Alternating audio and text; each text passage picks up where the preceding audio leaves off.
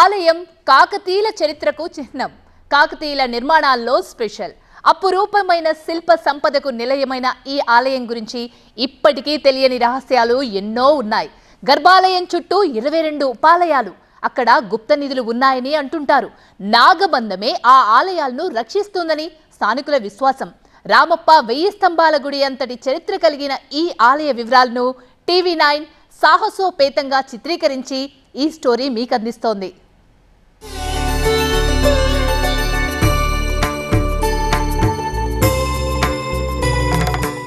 ఓరుగల్లు పేరు చెప్పగానే ముందుగా కాకతీయులు గుర్తుకొస్తారు. వారి పరిపాలన సమయంలో నిర్మించిన 1000 స్తంభాల గుడి, రామప్ప, కిలావరంగల్ గుర్తుకొస్తుంది. కానీ యునెస్కో గుర్తింపు పొందిన రామప్ప దేవాలయం అంతటి ప్రత్యేకత కలిగిన మరో దేవాలయమే ఈ కోటగుళ్ళు. దీన్నే గణపేశ్వరాలయం అంటారు. సో ఇక్కడ ఈ ఆలయాన్ని సందర్శిస్తే ఈ ఆలయం పైన కాకతీయుల అద్భుత శిల్పశైలి, అప్పటి ప్రత్యేకతలు మనకు సాక్షాత్కరిస్తాయి. ఇక్కడ ఏనుగుల వరస, దాదాపు ఈ ఆలయం పైన 1600కు పైగా ఈ విధమైనటువంటి ఏనుగుల వరస కనిపిస్తుంది.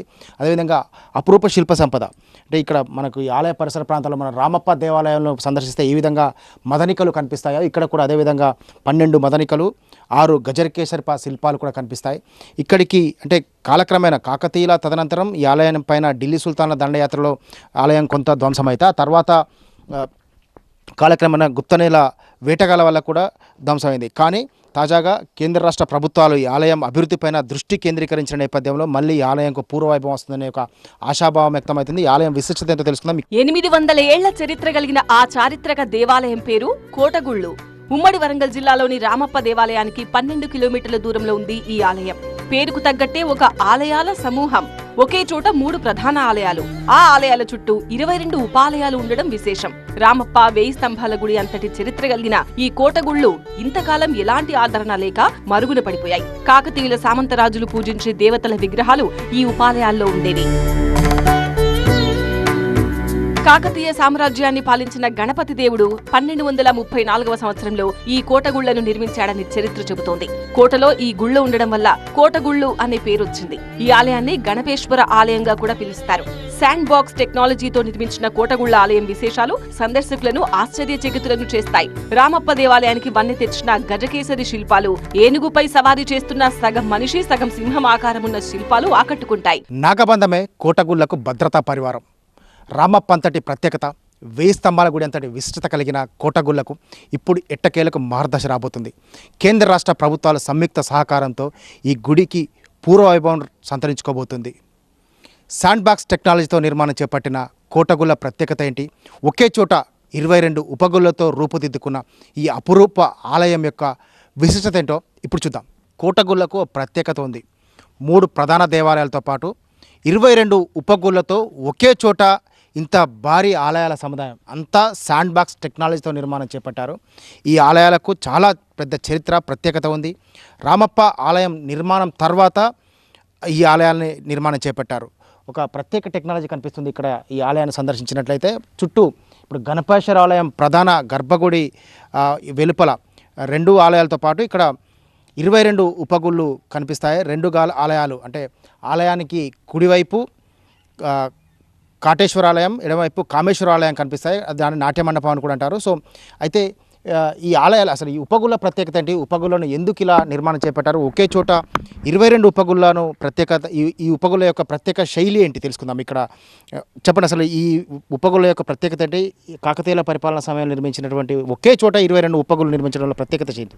రామప్ప నిర్మాణం అనంతరం 1234లో ఈ గుడి నిర్మాణం జరిగింది. గుడి నిర్మాణ సమయంలో రామప్పకు విభిన్నంగా ఈ ఆలయ నిర్మాణం కొనసాగింది. ముఖ్యంగా ఈ మన కోటగుళ్ళ దేవాలయానికి చుట్టూ మట్టికోటతో పాటు ప్రాకారపు ఆలయాలు 22 ఉంటాయి. ఇవి 22లలో కొన్నిటిని పురావశాఖ ఆధ్వర్యంలో మరమ్మతుల పేరుతోటి ఇప్పి పక్కగా పెట్టేశారు. ప్రస్తుతం ఉన్న టెంపుల్స్ వచ్చి దాదాపు 16 వరకు ఉంటాయి. ఈ 16 అప్పుడున్న సామంతరాజులకు సంబంధించిన వాళ్ళు ఏ దేవుణ్ణి అయితే పూజిస్తారో వాళ్లకు ప్రతిరూపకంగా ఒక్కొక్క టెంపుల్లో ఆ దేవుళ్ళని పెట్టి పూజించేవాళ్ళు. కాలక్రమేణా ఈ కాకతీయుల సామ్రాజ్యం అంతమైన అనంతరం ముస్లిం రాజుల దండయాత్రలో ఈ ధ్వంసమైనవి. అనంతరం మళ్ళీ తవ్వకాలు చేపట్టి ఆ విగ్రహాలను ధ్వంసం చేసిండ్రు. ఈ కోటగుళ్ళ చుట్టూ ప్రాకారపు ఆలయాలతో పాటు గర్భగుడిని పై వ్యూ నుండి చూసినప్పుడు శివలింగం రూపంలో కనిపిస్తుంది.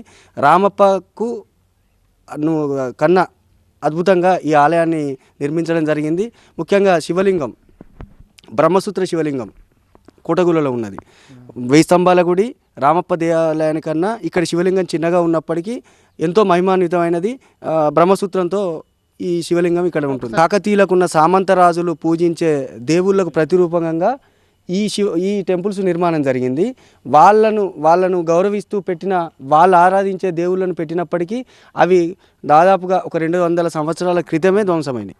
అంటే తర్వాత ఇప్పుడు కాలక్రమేణా గుప్తనీల వేట కూడా జరుగుతుందని చెప్తారు. అట్లా ఇప్పుడు ఆగిందా, లేకపోతే గుప్తనీల వేటగాలలో ఏ విధంగా ఈ ఆలయాన్ని ధ్వంసం చేశారు? తవ్వకాలు ఇంకా కొనసాగుతాయి. ఇంకేమైనా బంగారం దొరుకుతుందనే ఆశతోటి ఇంకా తవ్వకాలు కొనసాగుతున్నప్పటికీ ఇందులో ఉన్న విగ్రహాలన్నీ ధ్వంసమైనాయి.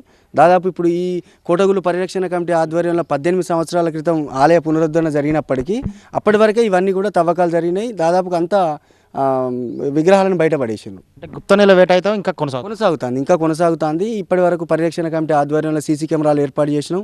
పోలీసుల నిఘా కూడా ఎప్పటికప్పుడు కొనసాగుతుంది. అయినప్పటికీ కూడా తవ్వకాలు అనేవి యథేచ్ఛగా కొనసాగుతున్నాయి. అంటే అసలు ఇప్పుడు ఉపగుళ్ళు ఇప్పుడు మనకి ఇక్కడ 22 ఉపగుళ్ళు ఉన్నాయి కదా. ఈ ఉపగుళ్ళలో ఉన్న ప్రత్యేకత ఏంటి? ఒక్కొక్క గుడి మనం గోపురాలను పరిశీలిస్తే కూడా ఒక్కొక్క గుడి ఒక్కొక్క రకమైనటువంటి గోపురం కనిపిస్తుంది. అసలు ఈ గోపురాలు కూడా ఆ కాలంలోనే దాదాపు మీరు చెప్తున్నట్లుగా 800 ఏళ్ల క్రితమే ఇంత అద్భుతమైన నిర్మాణం చేపట్టారు.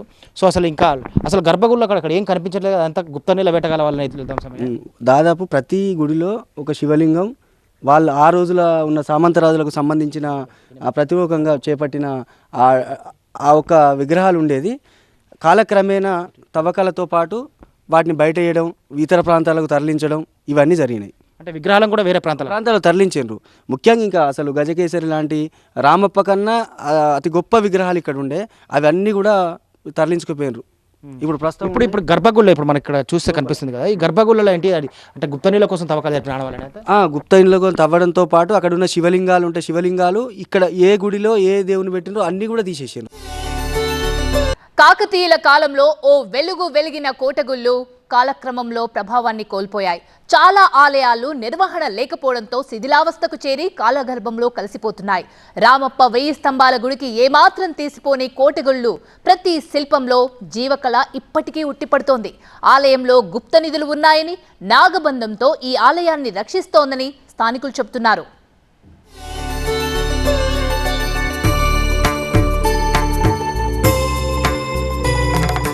కోటగుళ్లలో ప్రధాన దేవాలయం పక్కనే కాటేశ్వరాలయం, కామేశ్వరాలయం కనిపిస్తుంది. కాటేశ్వరాలయం లోపలికి వెళ్లాలంటే ప్రతి ఒక్కరూ జంకుతారు.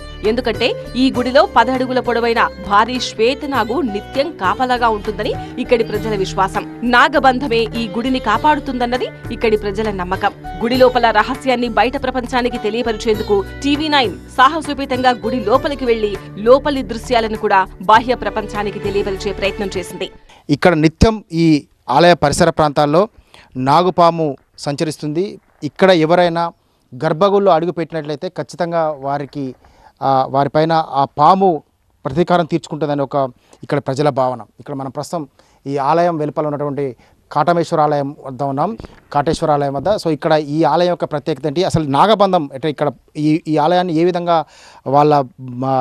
ఆ పాము రక్షిస్తుందనే భావన ఉందో వారి మాటలు తెలుసుకుందాం. చెప్పండి, అసలు ఈ నాగబంధం యొక్క ప్రత్యేకత ఏంటి, అసలు నిజంగానే ఇక్కడ పాము ఉందా? ఈ ఆలయానికి నలువైపులా ప్రతి ద్వారానికి నాగబంధనం, నాగుపాములతోటే ఒక్కొక్క శిల్పాలను తయారు చేసి పెట్టిండ్రు. ఎటువైపు మనం వెళ్ళినా కూడా ఇవే మనకు దర్శనం ఇస్తాయి. ప్రతి పౌర్ణమికి నాగుపాము అనేది గర్భగుడిలోకి వస్తుంది. చుట్టూ ప్రాంతాలలో ఎక్కడైనా కుబ్సం విప్పి వెళ్ళిపోతుంది. అది వచ్చి వెళ్ళిపోయిందనే ఆనవాళ్ళు మనకు కనిపించే విధంగా ఒక సమాచారం ఇచ్చినట్టుగా తెలుస్తుంది మాకు. ముఖ్యంగా ఇందులో ఏంటంటే ఈ శివలింగం ఇందులో కూడా ఉంది. దాన్ని కూడా తవ్వకాల్లో భాగంగా కింద పడేసి ఉంటుంది. కానీ లోపలికి ఎవరు పోవడానికి సాహసం చేయరు. మేము కూడా ఎందుకంటే ఈ చుట్టూ ఇది ఉంటుంది. ఇందులో నాగపాములు పైన కింద ఎప్పటికి సంచరిస్తాయి. మాకు కుబ్సాలు కూడా కనబడతాయి. కనీసం 10 అడుగులు ఉంటాయి, సుమారు 10 అడుగులు. శ్వేతనాగుడు ఉంది, ఇక్కడ శ్వేతనాగు ఉంది. గర్భాలయంలో కూడా నాగపాములు వస్తాయి.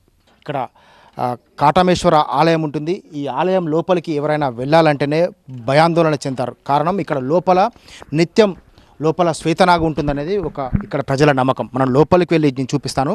కానీ ఈ ఆలయం లోపలికి వెళ్ళాలంటే మాత్రం ఇక్కడ స్థానికులు కావచ్చు, పూజారులు కావచ్చు, అంతా భయాందోళన చెందుతారు. కారణం ఈ విధంగా నాగబంధనం చుట్టూ 4 వైపులా దీనికి ఎంట్రన్స్ ఉంటుంది. 4 వైపులా కూడా ద్వారబంధనం ఉంటుంది. లోపలికి వెళ్ళాలంటే మాత్రం ఖచ్చితంగా లోపల విషసర్పాలు శ్వేతనాగు ఉంటుందనేది ఇక్కడ ప్రజల ఒక భయాందోళన. ఈ నేపథ్యంలోనే ఒక శాండ్ బాక్స్ టెక్నాలజీ ద్వారా నిర్మాణం చేపట్టేప్పటికీ లోపల పుట్టలు ఉంటాయి.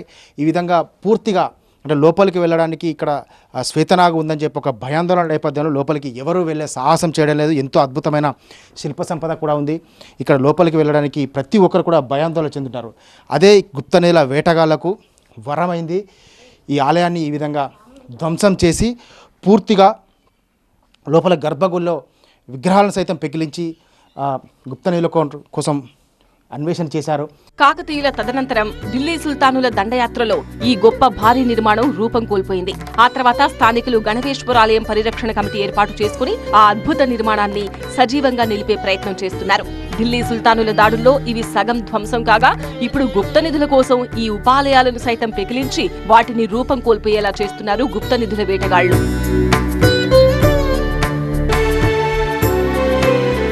ఇప్పటి వరకు ఆదరణకు నోచుకోని ఈ కోటగుళ్లపై ఎట్టకేలకు కేంద్ర పురావస్తు శాఖ దృష్టి పెట్టింది. యునెస్కో వారసత్వ సంపదగా గుర్తింపు పొందిన రామప్పాలయాన్ని 12 కిలోమీటర్ల దూరంలో ఉన్న కోటగుళ్లను కలిపి టూరిజం సర్క్యూట్ గా అభివృద్ధి చేయడానికి కేంద్రం సాస్కీ పథకం కింద 73,74,00,000 నిధులు మంజూరు చేసింది. చెప్పండి, అసలు ఈ గణపేశ్వర ఆలయం ప్రత్యేకత ఏంటి? ఈ రామప్పకు ఈ ఆలయానికి ఉన్న తేడా ఏంటి? రామప్ప కంటే ఇక్కడ 22 ఉప ఆలయాలు నిర్మించబడ్డాయి. ఈ ఉపాలయాలను గణపేశ్వరాలయ పరివార దేవాలయాలు అంటారు. క్రీస్తుశకం 1234లో ఈ ఆలయం నిర్మించబడింది. రామప్ప టెంపుల్ నిర్మించిన రేచల రుద్రారెడ్డి మూడో కొడుకు గణపతి రెడ్డి గారు ఈ ఆలయాన్ని నిర్మించారు.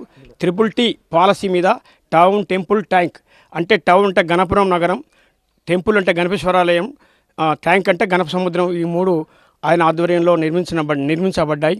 తర్వాత ఇక్కడ 22 ఉపాలయాలు నిర్మించిన క్రమం లోపట 22 అప్పుడు కాకతీయుల ఉపదేవతలు ఉన్నాయి. అప్పుడు కాకతీయులు ఏనుగులను పోషించేది, యుద్ధాలు కూడా ఏనుగుల ద్వారా చేసేది. కాబట్టి దానికి గుర్తుగా ఈ ఏనుగులు దండయాత్రకు బయలుదేరుతున్నాయి అన్న అర్థం వచ్చే మాదిరిగా ఈ ఆలయాల చుట్టూ ఏనుగుల వరుసను చెక్కడం జరిగింది. దాదాపుగా 1600 నుంచి 2000 వరకు ఈ ఏనుగుల వరుసలు ఉంటాయి ఈ ఆలయానికి. తర్వాత మనకు గజకేసరులు అని చెప్పినాం కదా, గజకేసరి విగ్రహాలు దేనికి గుర్తుకున్నాయంటే రుద్రమదేవి దేవగిరి మహాదేవుణ్ణి యుద్ధంలో ఓడించడానికి గుర్తుగా విజయ చిహ్నంగా గజకేసరి శిల్పాలు ఇక్కడ పెట్టడం జరిగింది. ఇంకా ఇక్కడ మనకు ఈ శిల్పాలను పరిశీలిస్తే ఒక్కొక్క శిల పైన ఒక్కొక్క రకమైన శిల్పం కల్పిస్తుంది. సో ఇక్కడ ఈ ఆలయానికి వాడినటువంటి ఈ స్టోన్ అంతా ఎక్కడి నుంచి సేకరించినటువంటి స్టోన్గా మీరు గుర్తించారు? ఇక్కడ ఈ స్టోన్ యొక్క ప్రత్యేకత? ఇక్కడ స్టోన్ ఇప్పుడు దీనికి ఎక్కువగా లోకల్ స్టోన్ స్థానిక ఎర్రరాయిని వాడినారు. అయితే ఇక్కడ స్థానికంటే మనకి ఇక్కడ దానికి గుర్తులుగా మనకు సమీపంగా ఫారెస్ట్, మైలారం ఫారెస్ట్ కానీ ఇక్కడ శ్యామ్నగర్, దొంగమటి మూల గుట్టలని దీనికి అక్కడి నుంచి అక్కడ శిల్పాలు అక్కడ దీనికి సంబంధించిన పార్ట్స్ అక్కడ తయారు చేసి ఇక్కడ తీసుకొచ్చినట్టుగా మనకు ఆనవాళ్ళు దొరుకుతున్నాయి. ఒకటేంటంటే దాదాపుగా ఎక్కువ భాగము ఎర్రరాయిని, స్థానిక రాయిని ఈ గుళ్ళకు వాడడం జరిగింది. ఈ బ్లాక్ స్టోన్స్ ముఖ్యమైన విభాగాలకు మాత్రం ఖమ్మం నుంచి తర్వాత నల్గొండ జిల్లా నుంచి తీసుకొచ్చి ఇక్కడ నందులు కానివ్వండి, తర్వాత ద్వారాలు కానివ్వండి, ఇంకా ముఖ్యమైన శిల్పాలు కానివ్వండి అక్కడి నుంచి తయారు చేసుకొచ్చి ఇక్కడ అమర్చడం జరిగింది. సో ఇది ఇక్కడ గణపేశ్వరాలయం యొక్క ప్రత్యేకత. ప్రతి పౌర్ణమి రోజున ఇక్కడ కనబడతాడు శ్వేతనాగు ఉంటుంది. కాకుండా ఏంటంటే అది ఎవరైతే ఇక్కడ దీన్ని ధ్వంసం చేయాలని, దీంట్లో ఉన్న గుప్త నిధులను తీసుకుపోవాలని అనుకునే ఉద్దేశపూర్వకంగా దురుద్దేశంతో వచ్చే వాళ్ళు ఉన్నారో వాళ్ళకి ఖచ్చితంగా వాళ్ళని అటాక్ చేసే పరిస్థితిలో ఉంటుంది. చాలాసార్లు కనపడుతూ ఉంటుంది, చాలాసార్లు కనపడుతూ ఉంటుంది. గతంలో ఇట్లా గుప్త నిధులు దొరికిన వాళ్ళు చాలా మంది గుప్త నిధులు కొంత తవ్వకాలు జరిగినాయి. గుప్త నిధులు కొన్ని దొరికినాయి అనేది పేపర్లలో వచ్చింది, కొంతమంది దొరికినారు. రామప్ప ఆలయంతో పాటు గణపురంలోని కోటగుళ్లు, గణప సముద్రంను అభివృద్ధి చేయడానికి కేంద్ర రాష్ట్ర ప్రభుత్వాలు ఎట్టకేలకు శ్రీకారం చుట్టాయి. Special assistant to state for capital investment పథకానికి ఎంపికైంది ఈ ఆలయం. మేడారం, 1000 స్తంభాల గుడి, రామప్ప, కోటగుళ్లను అనుసంధానిస్తూ టెంపుల్ సర్క్యూట్ ను విస్తరిస్తే టూరిజం మరింత పెరుగుతుందంటున్నారు స్థానికులు. ఈ ఆలయాలపైన పాలకుల దృష్టి లోపం వల్ల ఇంతకాలం ఈ ఆలయాలు వెలుగులోకి రాకుండా కాలగర్భంలో కలిసిపోయే పరిస్థితి ఏర్పడింది. తాజాగా కేంద్ర రాష్ట్ర ప్రభుత్వాలు ఈ ఆలయ అభివృద్ధికి ప్రత్యేక నిధులు కేటాయించిన నేపథ్యంలో ఖచ్చితంగా మళ్ళీ పూర్వవైభవం వస్తుందని ఒక ఆశాభావం అయితే వ్యక్తం చేస్తున్నారు. కానీ మనం ఇక్కడ లోపలికి వస్తే ఇంత అద్భుతమైన శిల్ప సంపద ఏ విధంగా నేలమట్టం అయిపోయింది, ఏ విధంగా విరిగి పడిపోయింది, ఏ విధంగా జీవం కోల్పోయింది అనేది మనకు స్పష్టమవుతుంది. తిరిగి ఈ ఆలయాలకు పూర్వవైభవం రావాలనేదే TV9 ప్రయత్నం. సో ఈ ఆలయాల లోపలికి ఇప్పటివరకు ఎవరు లోపలికి వచ్చే సాహసం చేయడం లేదు. కారణం ఇక్కడ పాములు సంతరిస్తాయి, ఖచ్చితంగా ఆ విషనాగులు ప్రాణాలు బలి తీసుకుంటాయని చెప్పి ఒక భయంతో ప్రతి ఒక్కరు కూడా ఎవరు రావడానికి సాహసం చేయలేదు. కానీ మనం లోపలికి వచ్చి ఈ ఆలయం లోపల ఎలాంటి పరిస్థితుందో బాహ్య ప్రపంచానికి తెలియపరిచే ప్రయత్నాలు చేస్తున్నాం. సో మొత్తం మీద అయితే గణపేశ్వర ఆలయం అంటే రామప్ప వేయి స్తంభాల గుడికి ఎంతటి ప్రత్యేకత ఉందో ఈ గణపేశ్వరాలయానికి త్రికుట ఇక్కడ ఉన్నటువంటి ఈ కోటగుళ్ళ సముదాయానికి కూడా అంతటి ప్రత్యేకత ఉంది. కానీ కాలక్రమేణా ఆలయం కాలగర్భంలో కలిసిపోతున్న నేపథ్యంలోనే ఈ ఆలయానికి తిరిగి పూర్వవైభవం తీసుకురావడంలో భాగంగానే TV9 కూడా ఒక ప్రయత్నం చేపట్టాం. ఇటు ప్రభుత్వం ఇప్పటికే ప్రత్యేక నిధులు సమకూర్చినప్పటికీ ఈ ఆలయం పైన ప్రత్యేక శ్రద్ధ చూపినట్లయితే ఈ ప్రాంతం ఒక టెంపుల్ సర్క్యూట్గా అభివృద్ధి చెందుతుంది. మళ్ళీ ఆధ్యాత్మిక భావన ఒక టూరిజం స్పాట్గా కూడా విరాజిల్లుతుంది అనడంలో ఏ సందేహం లేదు. కాబట్టి ఇప్పటికైనా పాలకులు ఈ కోటగుళ్ళ పైన ప్రత్యేక దృష్టి పెట్టి ఈ ఆలయాలకు తిరిగి మళ్ళీ పూర్వవైభవం తీసుకొస్తారని ఆశిద్దాం. కెమెరా పర్సన్ మున్నాతో పెద్దీష్, TV9 వరంగల్. అపురూప శిల్ప సంపద, సాంస్కృతిక వైభవానికి ప్రతీకగా నిలుస్తున్న కోటగుళ్లను అభివృద్ధికి కేంద్ర రాష్ట్ర ప్రభుత్వాలు దృష్టి సారించాయి. త్వరలో ఈ ఆలయ సమూహాలకు మునుపటి వైభవం రానుందని స్థానికులు హర్షం వ్యక్తం చేస్తున్నారు.